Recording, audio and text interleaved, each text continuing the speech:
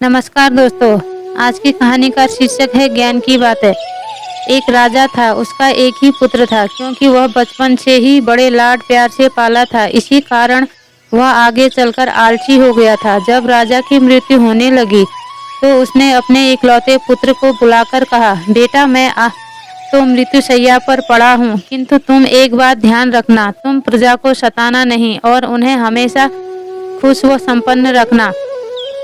हाँ बेटा, यह बात भी जान लो कि तुम्हारी मृत्यु सांप के काटने से एक ही दिन को होगी। यह कहते हुए राजा तो हमेशा के लिए सो जाता है। अपने पिता के जाने के बाद राजकुमार घबराया हुआ रहता है।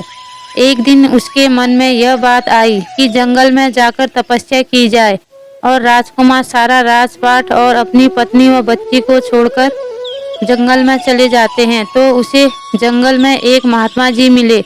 राजकुमार उनका शिष्य बनना चाहता था। महात्मा जी ने उसे शिष्य बनाने से इनकार कर दिया। राजकुमार बहुत ही उदास हुआ और वहीं कुटिया बनाकर तपस्या करने लगा।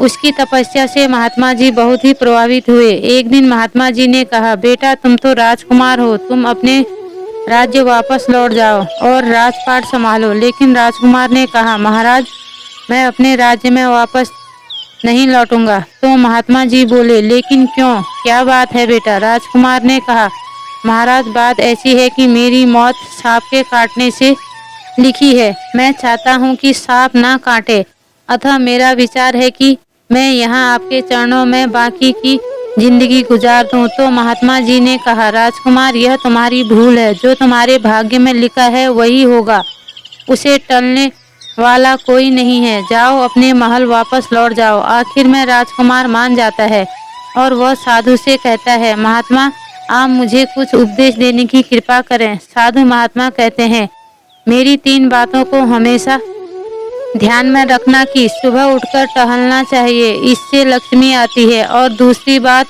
घर आए अतिथियों का सत्कार करना चाहिए। और तीसरी बात, पहला गुस्सा भी जाना चाहिए। इस प्रकार 3 बातों का उपदेश लेकर राजकुमार अपने राज्य वापस लौट आता है। राजकुमार को देखकर उनकी प्रजा और रानी बहुत ही खुश होते हैं और उनके बड़े ही धूमधाम से स्वागत करते हैं। वह फिर से राजपाट संभाल लेता है। अब उसका प्रतिदिन का नियम था कि वह प्रतिदिन टहलने जाया करता था। एक दिन वह सैर करने गया तो रास्ते में उसे एक औरत रोती हुई मिली। उसने उस औरत से पूछा कि तुम कौन हो? तो वह बोली कि मैं राज लक्ष्मी हूँ। तो राजा ने कहा, आखिर तुम बीच रास्ते में क्या कर रही हो? वह बोली कि रो तो मैं इसलिए रही हूँ कि इस राज्य के राजा पर विपत्ति पड़ने वाली है, फिर मैं कहाँ जाऊंगी? राजा ने कहा कि माता जी आप मेरे साथ चलिए, हम आपकी अच्छी तरह से देखभाल करेंगे। तो वह बुढ़िया बोली, ठीक है तुम चलो, मैं आती हूँ। फिर राजा घर वापस आ गया। कुछ समय में ही राजा की समृद्धि बहुत बढ़ गई। उसने बहुत सारा धन खर्च करके अतिथियों के लिए महल बनवाया। महल में खाने पीने का सारा सामान रखवाया। इसके बाद उसने हर कर्मचारी को बुलाकर कहा कि घर पर आए किसी भी मेहमान का अनादर नहीं होना चाहिए, उनकी सेवा का पूरा ख्याल रखा जाए। और फिर कुछ ही दिनों के बाद राजा की लड़की एक अतिथि राजकुमार का भेष बनाकर रानी के आगे आ खड़ी हुई। रानी के गहराई से अतिथि का स्वागत किया। यह देख राजा बहुत क्रोधित हुआ। रानी को अन्य अजनबी राजकुमार के साथ बातें करते देखा। वह रानी के पास आया। उसने रानी को दंड देने के लिए म्यान से तलवार निकाली। तभी उसे याद आया कि इंसान अगर पहला गुस्सा पी जाए तो उससे कोई भी जीत नहीं सकता। तो राजा का मन बदल गया। उसने तुरंत सारा क्रोध पीकर तलवार म्यान में डाली। राजा की लड़की जो राजकुमार के भेष में थी, राजा का क्रोध देखकर घबरा गई। उसने झट से अपना वेश बदल लिया। तो राजा अपनी बेटी को राजकुमार के भेष में देखकर दंग रह गया। तो उसने पूछा, बेटी तुमने ऐसा क्यों किया? यदि मैंने तलवार चला दी होती तो आज अनर्थ हो जाता। तो वह बोली, पिताजी आपकी मृत्यु सांप के काटने से लिखी हुई है, इसलिए मैंने सोचा कि आपके जाने के बाद मैं राज्य चला सकती हूँ या फिर नहीं, बस यही देखने के लिए इस प्रकार बात आ गई। और अब राजा की मृत्यु का दिन भी आ चुका था। उसे साधु की बात याद ही थी।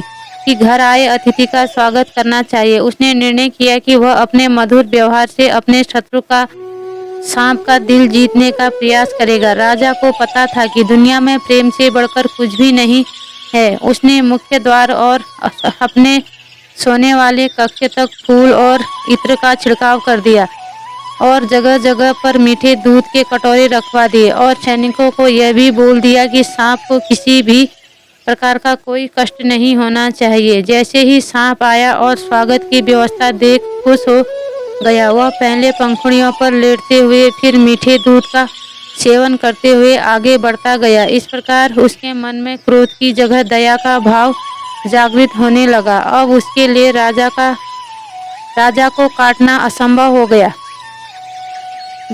वह सोचने लगा, जो अपने शत्रु साथ भी अतिथि जैसा व्यवहार कर रहा है, उसे कैसे काटूं। राजा के पास पहुंचकर उसका विचार बदल गया। तो राजा ने कहा, भाई आज तुम मुझे डसने आए हो तो डस लो। सांप ने कहा, नहीं, मैं तुम्हें नहीं डस सकता। राजा ने कहा, क्यों? सांप ने कहा, इसलिए कि इस राज्य में मुझे खाने पीने के लिए बहुत कुछ मिला है। इतना कुछ खाने पीने के बाद यदि मैं तुम्हें डस लूं, यह तो नमक हरामी होगी। तो सांप राजा को बिना डसे ही वहां से लौट गया। फिर राजा को महात्मा की बात याद आई कि महात्मा की बात सही थी। सुबह को टहलने, अतिथि की सेवा करना, पहला गुस्सा पी जाना, अगर इन 3 बातों पर अमल करें तो काल से भी जीता जा सकता है। दोस्तों, आपको यह कहानी कैसी लगी? अच्छी लगी हो तो लाइक कीजिए, शेयर कीजिए और मेरे चैनल को सब्सक्राइब कीजिए। पूरी कहानी सुनने के लिए आपका बहुत बहुत धन्यवाद।